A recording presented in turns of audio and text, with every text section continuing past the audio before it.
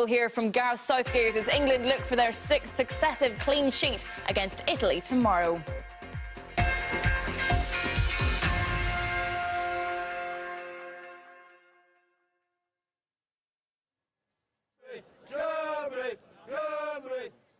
Well, Wales' hopes of their first outright trophy in more than 80 years were ended earlier after Edinson Cavani gave Uruguay a 1-0 victory in the China Cup. And remember, this is Ryan Giggs' first defeat since taking up the mantle and only his 2nd game in charge, as Thomas Daffyd reports.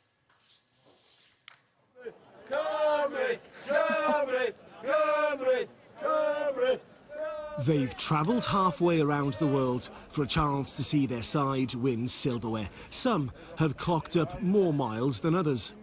Originally from Aberaeron, West Wales, live in Auckland now.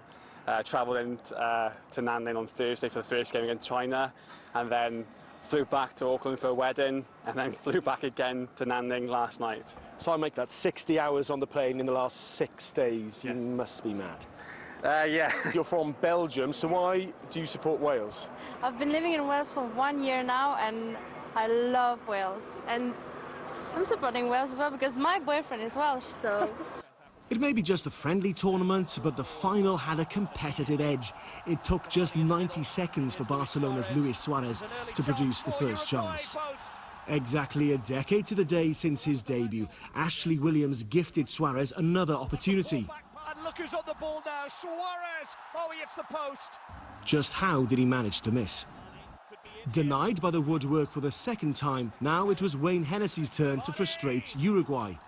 Wales under pressure, but they created chances too. Andy King's shot was saved by the Uruguay goalkeeper.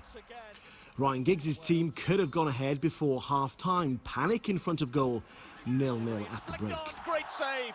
Uruguay, who'll be at the World Cup this summer, moved up a gear in the 2nd half. Edinson Cavani cool in front of goal, 1-0.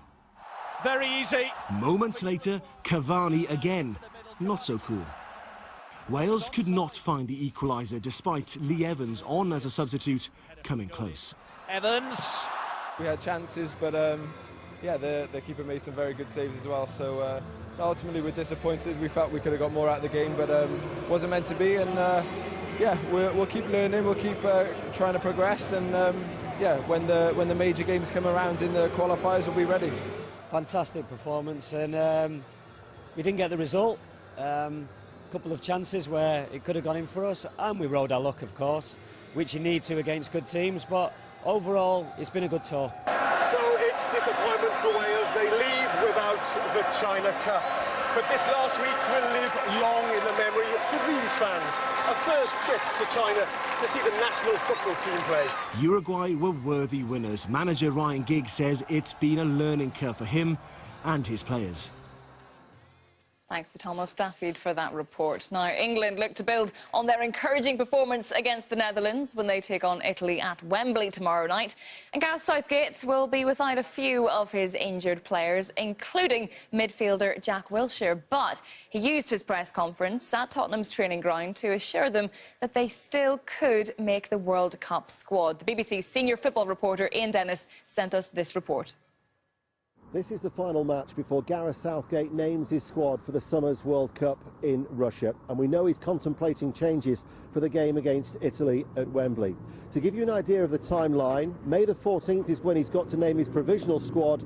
June the 4th is the date for his final list of 23 names. We know Jack Butland is going to start in goal, but for those who don't feature, the England manager says all is not lost. I don't think anybody. It's obviously more difficult because there's a couple of guys that have been in squads, haven't had the chance to play for us. But yeah, we'll still be monitoring everybody between now and the end of the season because there's probably a squad of, I said the other day, 31, 32 players that would be in contention, and none of us know what's going to happen over the next 8 to 10 weeks. I think again, in lots of positions on the field, we've got really good options and players that we know would go into the team and do well for us. So they're tough decisions to make further down the line. But there's a lot to play for, and it's important we have competition for places. Everywhere on the pitch, I think that that is one of the things that breeds good performance. So a change in personnel and maybe a change of system for the game against Italy, who, remember, haven't qualified for Russia in the summer. It's their first major finals that they've missed out on in 60 years. However, Gareth Southgate believes there'll still be a stiff test. I'm not so sure they're in as much of a state as people would say. They were not at the World Cup because they were in Spain's group, really. OK, they didn't quite get the playoff game right, but they've got some good players and they're a proud footballing nation. They won't come to Wembley and roll over, that's for certain. So we'll be in for a really good test tomorrow. They'll press us with more intensity than we got pressed the other night, which is a really good challenge for us to be able to play.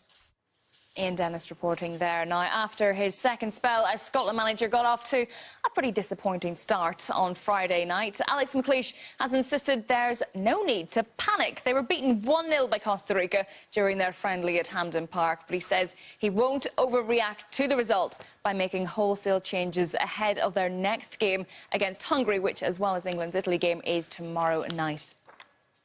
Now, with the number of injuries in rugby union consistently on the rise, bosses have formulated an 8-point plan to make the game safer.